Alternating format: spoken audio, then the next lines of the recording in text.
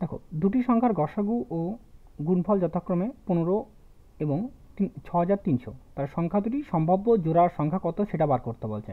অর্থাৎ দুটা সংখ্যা আছে, দুটা সংখ্যার মধ্যেই আছে, সেই সংখ্যা দুটার গুণফল হিসেবে কী পাওয়া গেছে বলছে যে 6300, তাই না? আর এখানে গসাগু কত হচ্ছে 15, যেহেতু সংখ্যা দুটা প্রথম সংখ্যাটার মধ্যেও থাকবে, দ্বিতীয় সংখ্যাটার মধ্যেও থাকবে, তাই আমরা দুটারে 15 দিয়ে ভাগ করে দিলাম। তাহলে 15 দিয়ে যদি এটাকে ভাগ করি, 4 15 60, 2 3, তোমার 15 দুগুণে 30, 0।